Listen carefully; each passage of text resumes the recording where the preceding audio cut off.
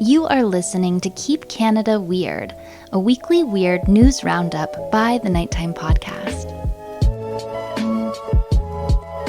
Handsome Aaron Airport. We made it. We survived the weekend together. You came to visit. I spent time with you. We didn't get in a fight.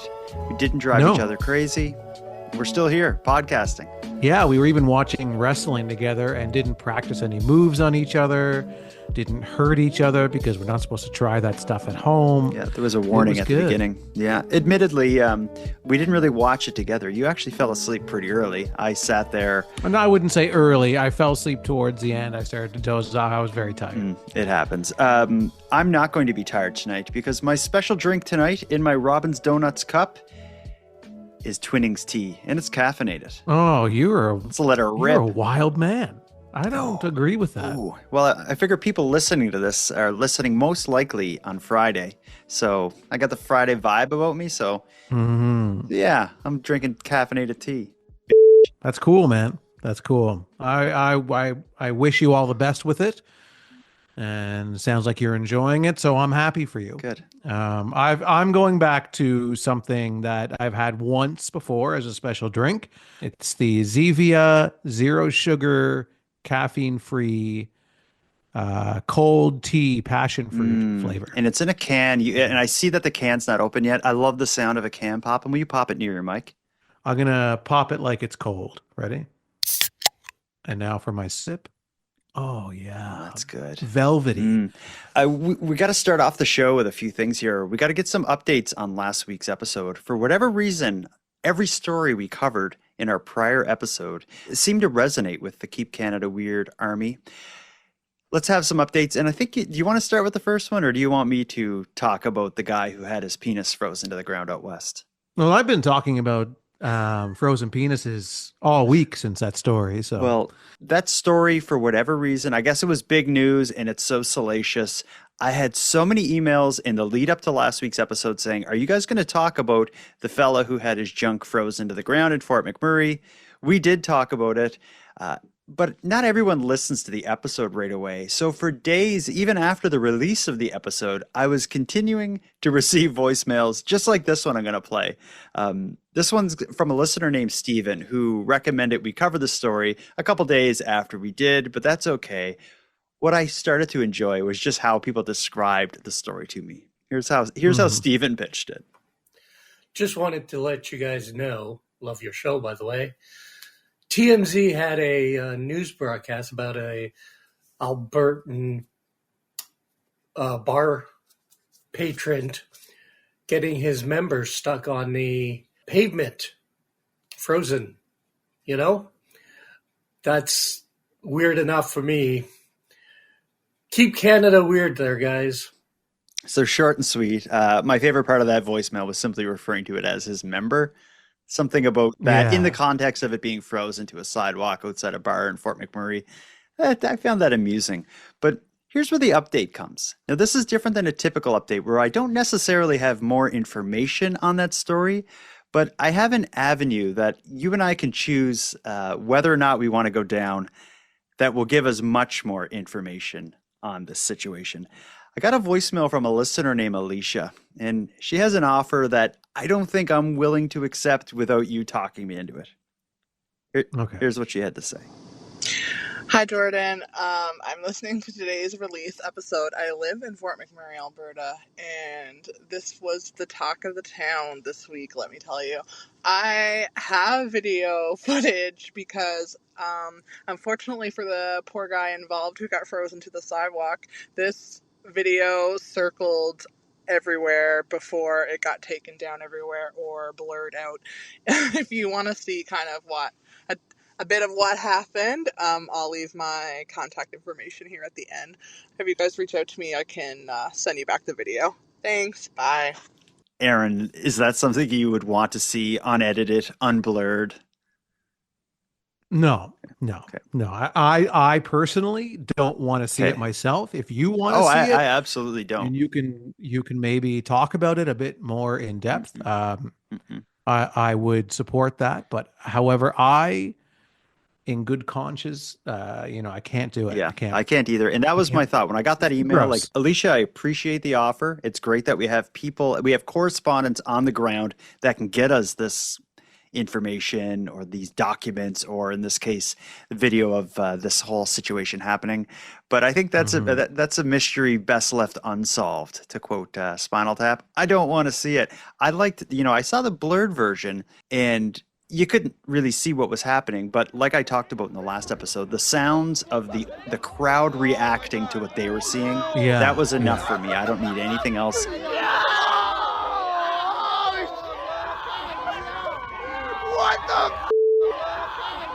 Unless you can get me an interview with the guy who did it, or the guy who was affected by this tragedy, I'm out on this story. I'm tapping out. Yeah, even the blurred version was disturbing. Like, it was because you could use more than enough of your imagination to grasp the detail of and the horror of what was happening. So yeah, seeing the actual footage uncensored, the director's cut. Oh yeah, that's it. Eh? No thanks. No thanks. That's the update related to the Fort McMurray situation. We also talked about the death of cherry blossoms lately. And I said earlier, you were up in Halifax, so you had to drive through a lot of little gas stations and convenience stores. And I understand that maybe you found a little treasure trove along the way. Yeah, so Randy and I had gone up to Halifax to visit you, and then on our way back, we stopped at what is probably the most popular place for a Cape Redder to stop at on their way to and from Halifax, and that is the Big Stop, just at the Cancun Causeway. The Big Stop is like a gas station, restaurant, convenience store in one, and it's yeah.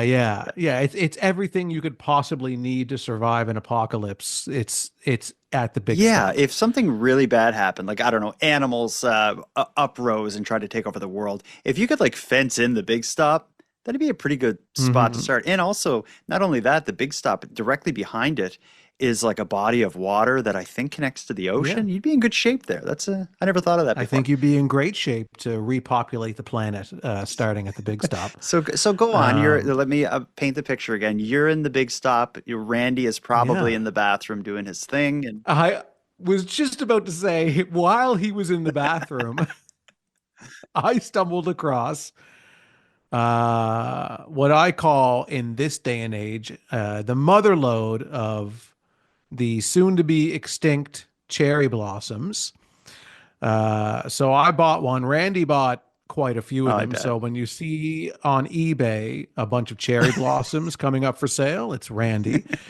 But I bought one strictly for the fact that I haven't had one in probably 25, 30 years since I was a kid, since I was young. Okay. So I vaguely remember what they taste like, but I've always kind of, on their way out, I'm like, I hope I can find one so I can at least have a moment to remember. So I'm going to do that right now on air with the Keep Canada Weird Army. So I opened up the small square yellow box that has a very graphic picture of the inside of a cherry blossom.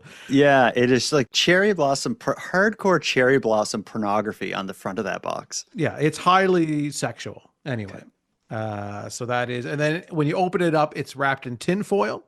And now here we have the block of chocolate, whatever shape you think this is. It doesn't have any discernible shape, I guess. Yeah, it looks like melted Easter chocolate that you found in the back seat of a car. So get into it. Big bite. So I'm going to take a big bite. Here we go. And it's not a attractive food to see someone eat, because it's just full of liquidy sugar. No, it's dripping on my computer. Everywhere. Oh, right on your keyboard. Time to get a new computer. So talk me through it. What are you tasting? A mediocre chocolate. Okay. So do you see why they're going extinct? I'm surprised they lasted as long as they did. They're not convenient to eat. I've got cherry blossom goo all over my MacBook now, so that's awesome. I'll miss them because they're always a visual staple in every convenience store. But I'm glad to at least try. I'm glad I got to try them before they went out. Okay. Well, good. Well, speaking of things that are going out that some people are going to miss. One thing that went out that you complain about a lot is the Tim Hortons Roll Up the Rim contest that involved actually rolling up a physical rim on a coffee cup as opposed to opening up an app and doing some kind of digital roll of dice, I guess. We got some news here. Normally I would call on the newsboy to introduce a story like this, but I'm going to do one better. A listener named Allie contacted us, and she volunteered to offer up a news girl intro for this story. Whoa, really? Buckle up. Extra, extra, read all about it. Tim Hortons Roll Up the Rim is back. Back to the original, rolling it up on a cup. Sounds like the newsboy now has a girlfriend. They call them shippers. Everybody's shipping newsboy and newsgirl. I'm going to read the article, though. We don't got a video for this. Oddly enough, the mainstream media is completely silent on Tim Hortons doing this, but here it comes. Hold on to your toques, Canada. The granddaddy of coffee contests is on its way, and it's bringing back actual rim-rolling action. Starting February 24th, Tim Hortons will reintroduce cups with real, honest-to-goodness rims that can be rolled up to possibly reveal a prize, just like they did in the good old days.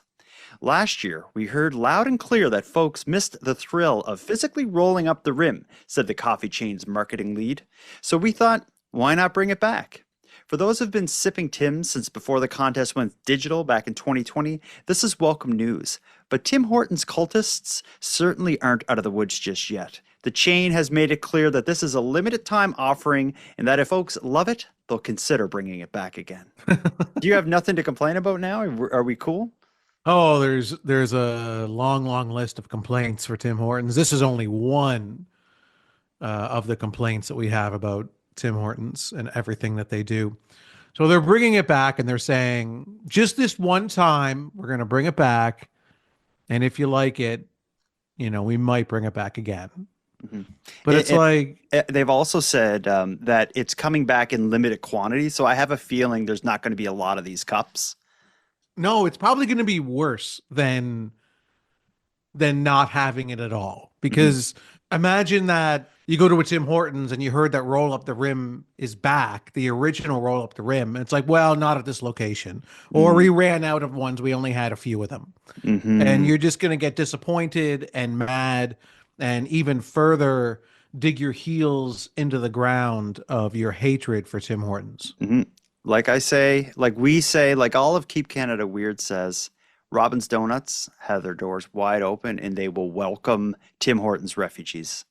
Yeah, and it's too little too late. I'm sorry. It is too little too late. You can't keep going back to them because they say they're sorry and they won't do it ever again. But they will do it again. Yeah. I promise you. Just move on because there's somebody right down the street that knows how to love you, knows how to treat you, knows what you deserve, and would never hurt you. Never hurt you. That's right. Well, we got to get into it here. We're going to hear some stories that may lead to the end of the world. We're going to hear a rant, and we're going to hear some consumer complaints that aren't aired on this show, but made it into the mainstream media. But first, before we take a quick ad break, I want to play one more voicemail. This comes from a listener named Lucy, who wants to let us know why she listens from all the way down in the United States. This will serve as a good segue to our next piece. Hey, Aaron and Jordan. My name's Lucy from Virginia in America, and I just wanted to send in why I, as an American, listen. Here in the States, the news is pretty doom and gloom. The news is, quite literally planes falling out of the sky. So getting to listen to you all talk about Canadian circumcisions and serial killing sea otters and, the divorcee Bigfoot hunter, it just brings me a little bit of happiness and light, and y'all's banter is hilarious. So that's why I, as an American, listen to your weird Canadian news. Keep doing it. So thank you. Bye. I love that. Yeah, that's nice to hear. She pulled everything from just the most recent episode that she listened to. So no, but maybe it's that good. It's just like there's so much that to say. good of an episode. Yeah. But here's the thing is Lucy comes here for a distraction from the doom and gloom of the world around us, which is a good segue to our next segment. After this break, we're going to hear some stories about the end of the world, which seems to be coming a lot sooner than you may be comfortable to think. Okay, I'm going to go wash my hands. I'm a friggin' mess right now. From the cherry blossom. Yeah. What a nightmare those things are.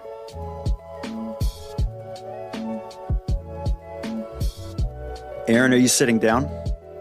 Yeah. Is your door locked and your window shut and your security alarm on?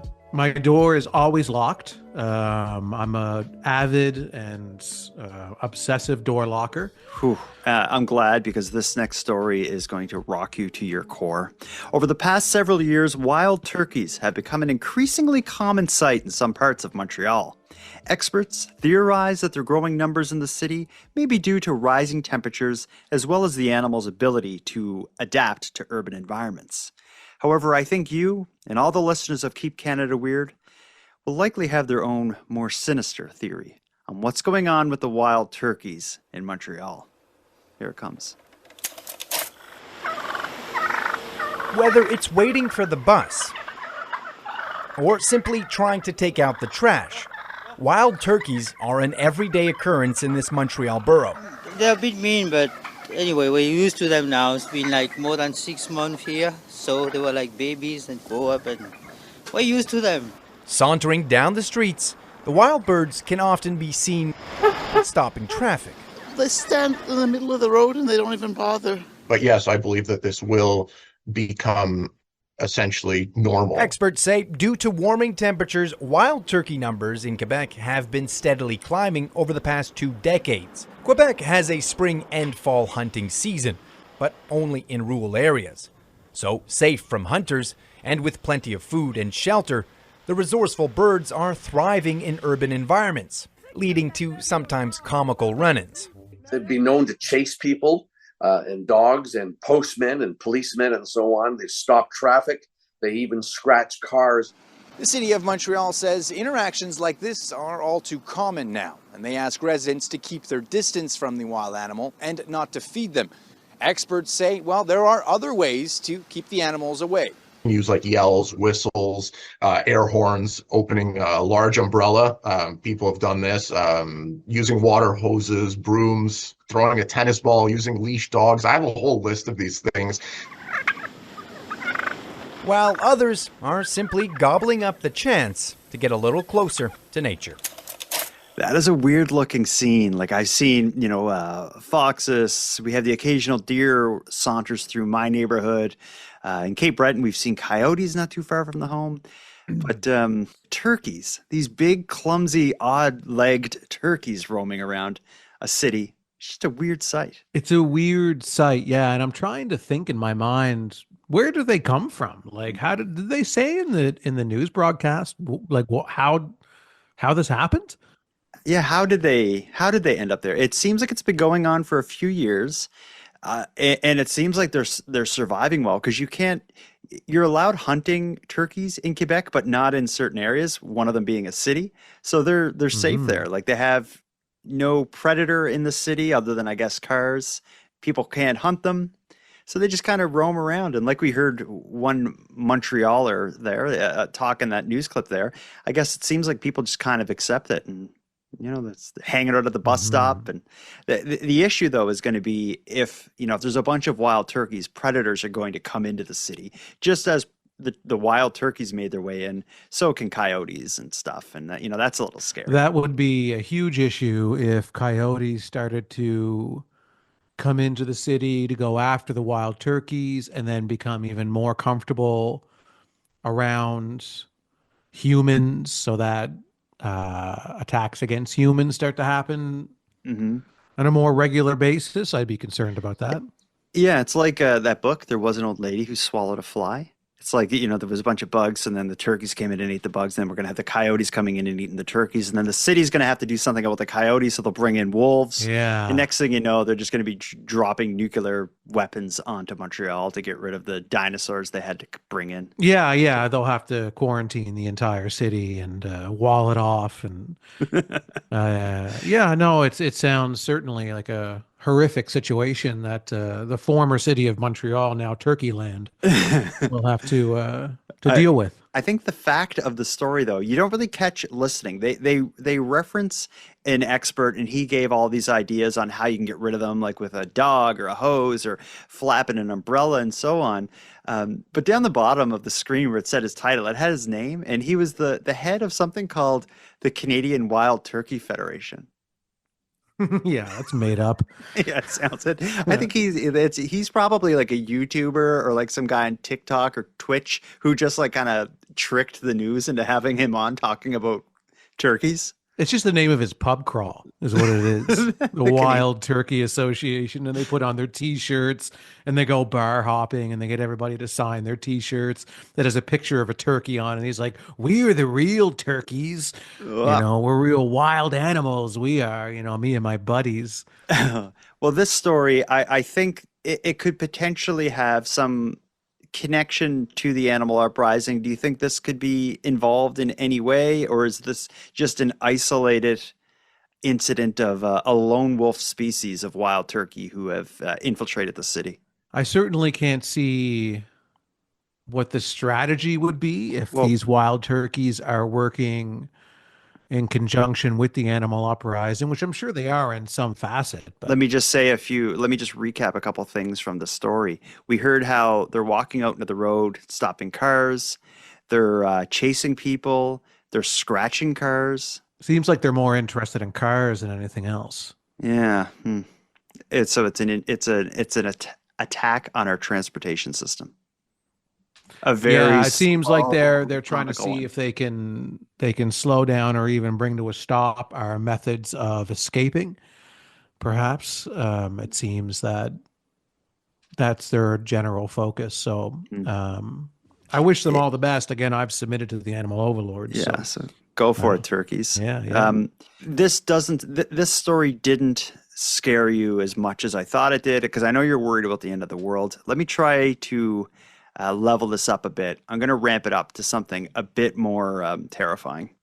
A newly discovered asteroid, the name they gave it is 2024 YR4, has caught the attention of scientists, not just because of its size, but for its small yet terrifying chance of striking Earth.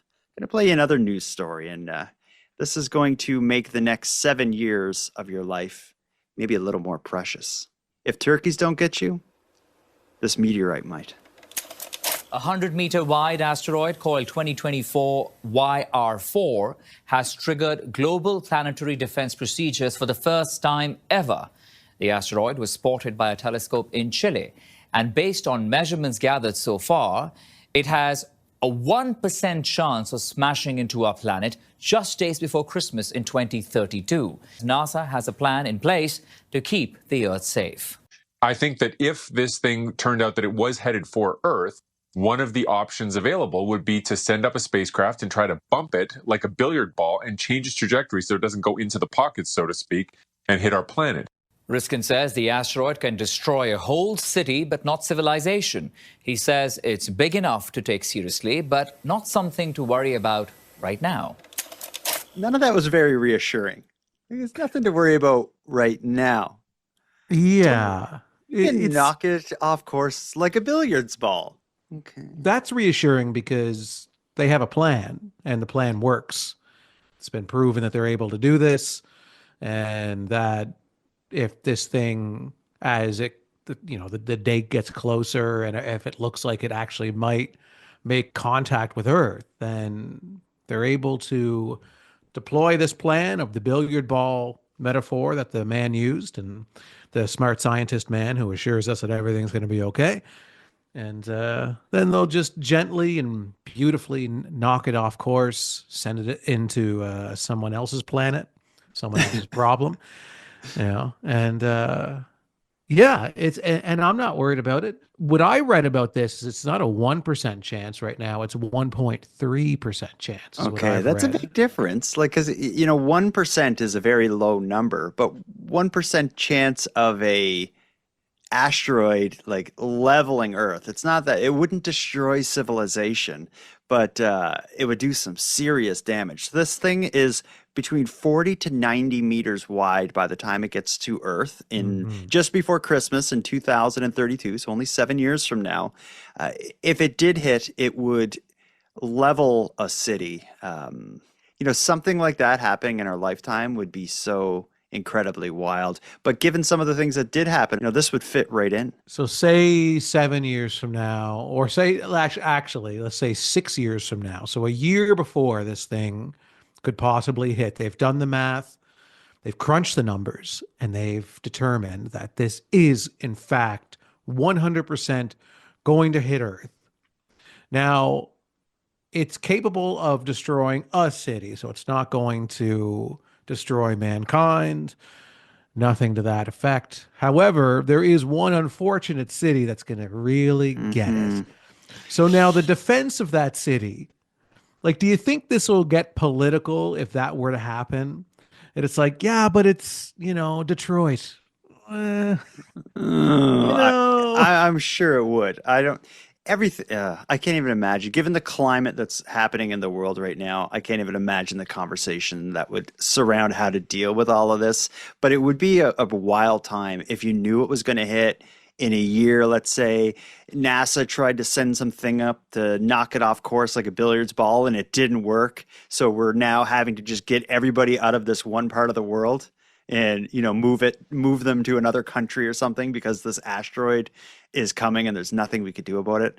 Oh man, that would be wild. I hope an event like that would bring civilized humanity together. I'm thinking the rest of the world would just be like, you're on your own. It's not going to affect us. So we're not going to help. We're not going to put any kind of our resources into it. So you have one city in one country that's going to get annihilated. But depending on what city it is, will, I think, depend on the amount of effort that the rest of the world will put in to help stop this thing. So that's kind of what I'm thinking. So if it's New York, if it's Washington, if it's any other important capital around the world, you'll see a lot of effort put forth. But if it's just some kind of scuzzier city in maybe a country that nobody gives a darn about, like Canada. Yeah. I mean, well, chances are it would hit the water, wouldn't it? Most of Earth is ocean. Well, there's a much better chance that it would hit water than it would land. Yeah, if you look at it. But, once they closer to, I'm sure they'd be able to determine where this thing is going to. Yeah, but if it hit the ocean, that'd be a big problem too, because we'd be dealing with. Yeah, you'd send probably a tsunami of some kind would occur, and no matter where this thing hits, it's going to cause some issues. Okay.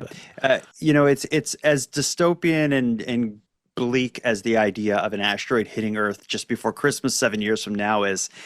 Even darker than that is when I really, in my brain, try to think of how people would react. I would like to think that something like this would pull people together and get us all to, forget about politics and all this other stuff and work together to find a solution. Probably wouldn't happen. No, especially when it's only a certain group of people's problem. Because once it's determined that, okay, it's going to hit this city and it's only that, it's going to destroy that city, but everyone else is going to be okay, the rest of the world's not going to care. Yeah, but I guess it would be similar to how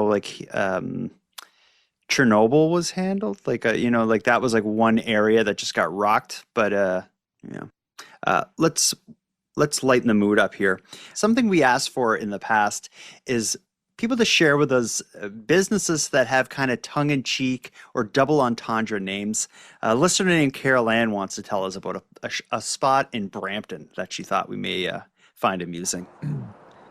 Hi, Jordan and Handsome Aaron. My name's Carol Ann. I'm from Ontario. I was just listening to the January 17th Keep Canada Weird, and you were asking if any of us knew any tongue-in-cheek business names. I grew up in Brampton, Ontario, and near the airport there was a Chinese food buffet called Walk and Roll, and I always thought that one was kind of funny. Anyways, I love the show. I love everything you guys do. Thanks for making me laugh. Take care and keep Canada weird. Thank you, Carol Ann. And I love that name, Walk and Roll, because it's a cool play on rock and roll with like that accent thrown in and stuff, which is cool. But also a Chinese restaurant would use a wok to cook in, and they would make a lot of like spring rolls and stuff. So it really works from both angles. Yeah, I can see it being a little problematic though, because it's hard to say it without doing the accent, you know? Yeah, without coming across as like a South Park skit or something. Yeah, yeah. Do you want to say it? Say the business name? Absolutely not. Absolutely not. No? I wonder if it's even intentional. What if the guy's like, we use a wok, we make rolls, we'll just call we'll name it after that. What we call wok and roll, not realizing the way some other ears. Okay, so you said it, and you had a bit of a, a wok and roll. Yeah, that. Yeah, say it again. Actually. I'm not going there, but I enjoy that name. I should also say, actually, before the ad break, I Googled wok and roll to see if it's still open, and there's like 3 other wok and rolls. I don't know if it's a chain or if just multiple people have come up with this great name together, just as a. It's all separate circumstances. None of them know each other. They're not related. They just all thought of this really great name. Yeah, just like I talked about Curl Up and Die, the hairdressing place that was in Glace Bay. There's actually like another one in Nova Scotia, and I saw like 3 in the States. So maybe these kind of tongue-in-cheek names aren't as clever as we think. Maybe a lot of these people are just copying. We need to know who the very first walk and roll was. Patient Zero. We need to know. Okay. Yeah. Well, let's have a quick ad break. We'll figure it out while we're offline. Be right back.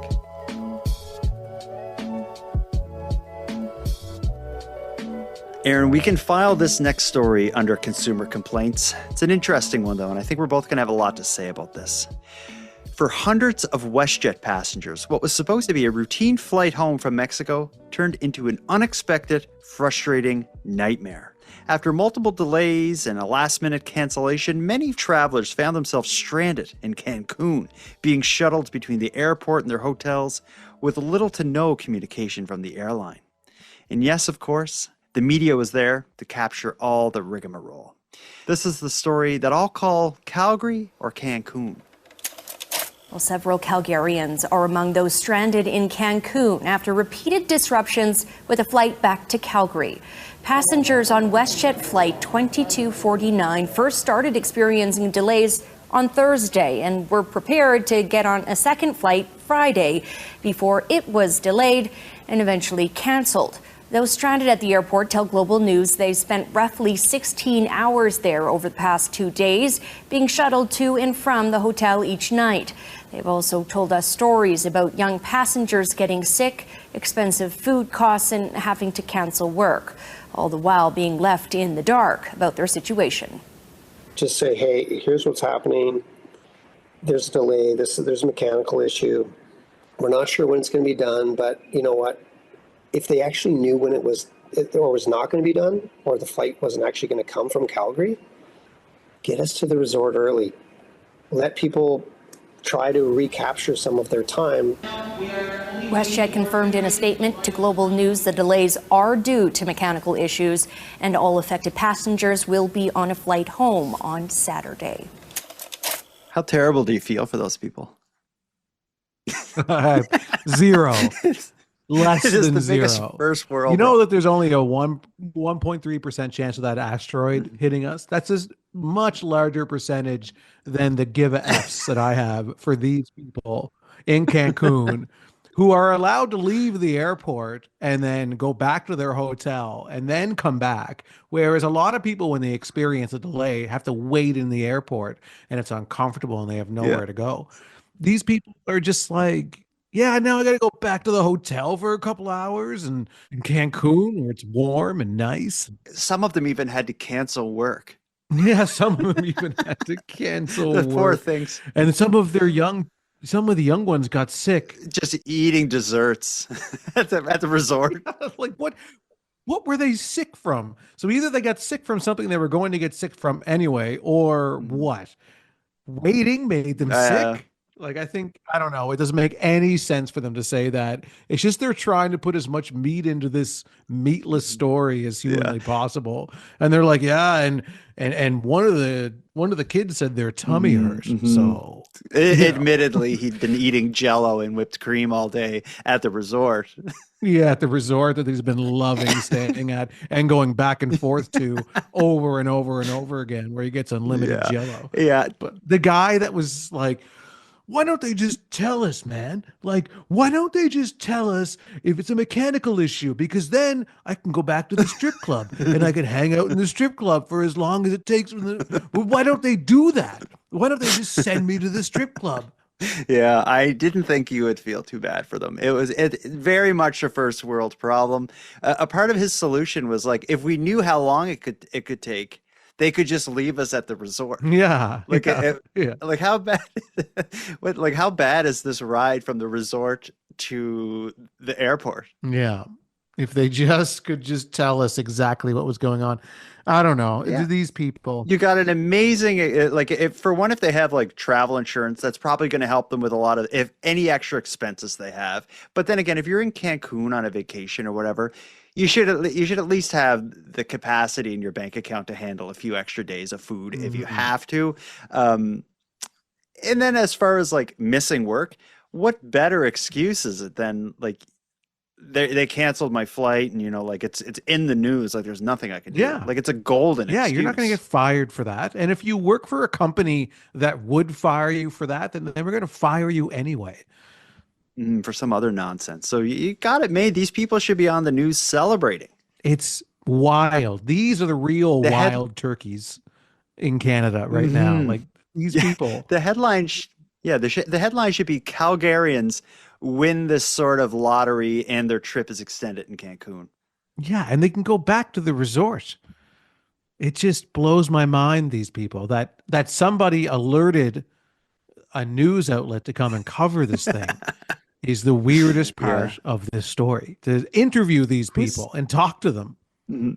Yeah. Well, there's a famous comedian. He's the guy that he was canceled for sexual. Louis C.K. Yeah, Louis C.K. had a great bit about people complaining about air travel and stuff. One, because people come back from flights and they tell you their story, and it's like a horror story. They act like their flight was like a cattle car in the 40s in Germany. That's how bad they make it sound. Right. They're like, it was the worst day of my life. First of all, we didn't board for 20 minutes. Right. And then we get on the plane, and they made us sit there on the runway for 40 minutes. We had to sit there. Oh, really? What happened next? Did you fly through the air incredibly like a bird? Did you partake in the miracle of human flight, you non-contributing zero, that you got to fly? You're flying! It's amazing. Everybody on every plane should just constantly be going, oh my God! Wow! Yes! You're flying. You're sitting in a chair in the sky. Yes. Yeah. But it doesn't go back a lot. And it's Shares not really. Here's the thing. People they say there's delays on flights. Yeah. Delays, really? New York to California in 5 hours. That used to take 30 years to do that. And a bunch of you would die on the way there and have a baby. You'd be a whole different group of people by the time you got there. We were just talking about an asteroid annihilating a city in 7 years. And you know what that story didn't have is anyone complaining about it. And nobody was sick either. Nobody's tummy hurts. Well, I'm glad we're on the same page about the Calgary or Cancun. I'm going to choose Cancun. Calgary or Cancun? I'm going to pick Calgary because it's in Canada, and I'm here to keep Canada weird. I'm not a traitor. Okay, good. Solidarity.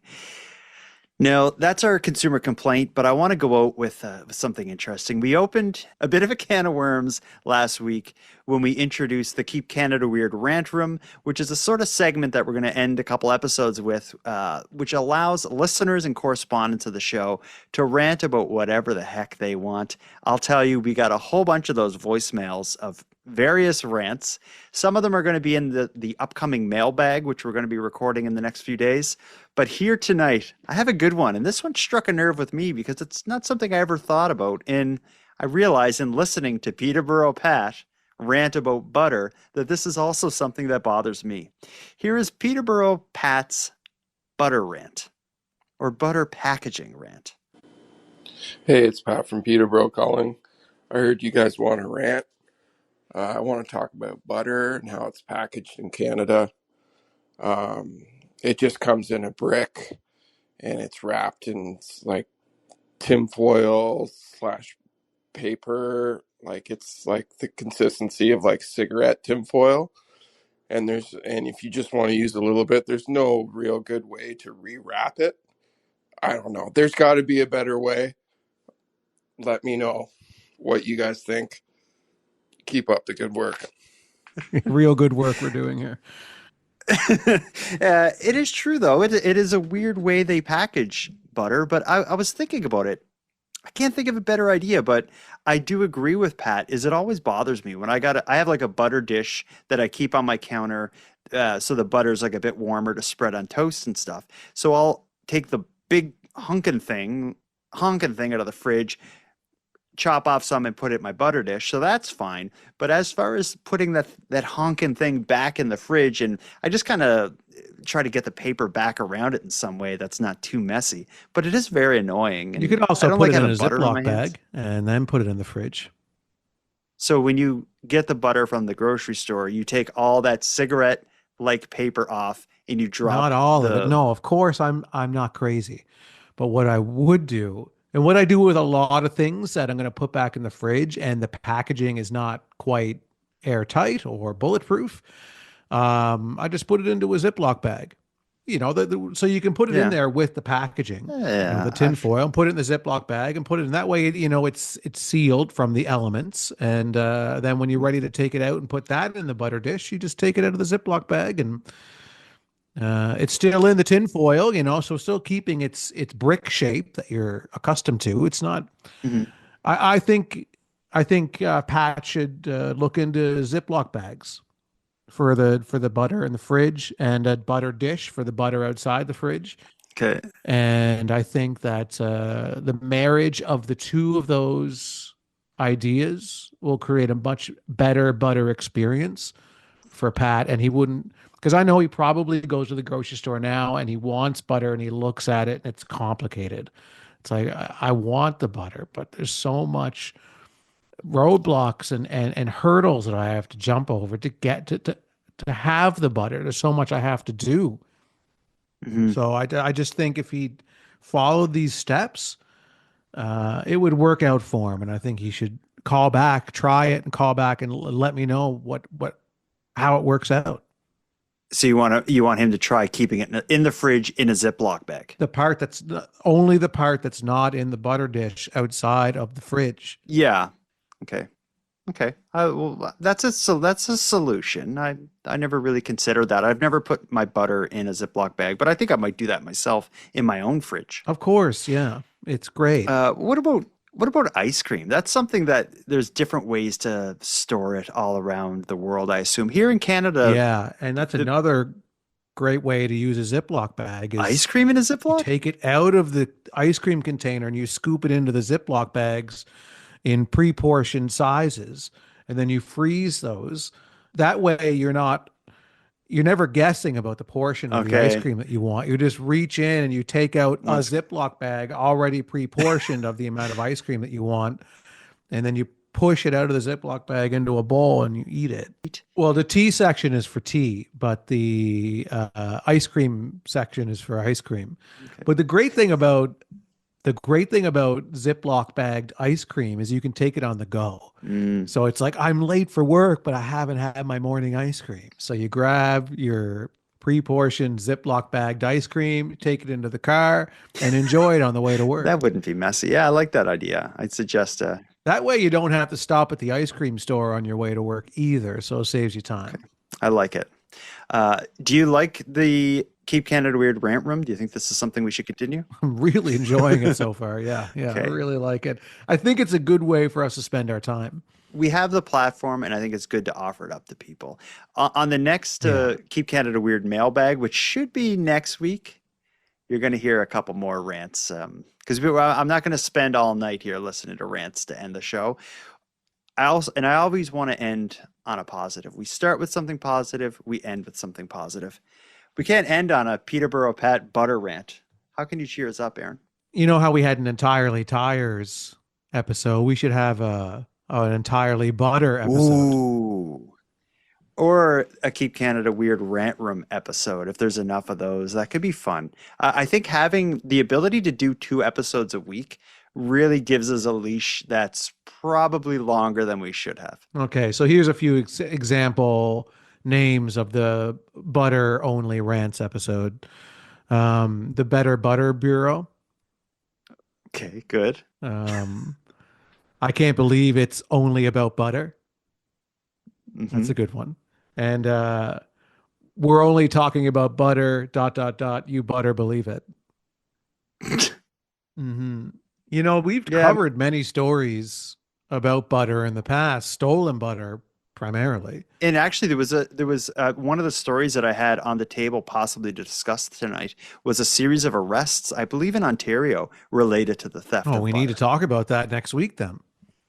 Oh, God. You know, people shouldn't say anything to us and it becomes a segment and its own episode. So yeah, we right, very quickly deviate from what we're supposed to be doing on this show to talking about the most unrelated things for extended periods of time. Well, so be it. So be it, yeah. Regardless, we're overstaying our welcome. We got to wrap this up. We got to put a bow on this. We've been through a lot tonight. We've aired some grievances, be it rants or consumer complaints. We gave 2 possibilities on situations that may evolve into the end of the world as we know it. We talked about the Tim Hortons rim being rolled up, and we revisited both the cherry blossom and the Fort McMurray penis gate, as we've been calling it. And that's it. You can't expect more than that. No, we gave the goods tonight. And we have to get our rest for the week so we can bring the goods next week. Handsome Aaron Airport. Until next time. Jordan, Backhoe, Bus Stop Bonaparte. Until next time. I'm going to enjoy the last 7 years with you. If the world ends in 2032, we still got 7 years of fun, health, and happiness to spend together. And I'm looking forward to every day of it. Yeah, Jordan, until next time, 7 years is a good run. You know, you can get everything you need to get done in 7 years. So I'm not worried about it. Even if it is going to hit, I'm going to be ready. And I would have done everything on my bucket list in those 7 years. And I'll just have my arms outstretched, waiting to be taken to that weird world in the sky. And now to our viewers and listeners everywhere. Good night.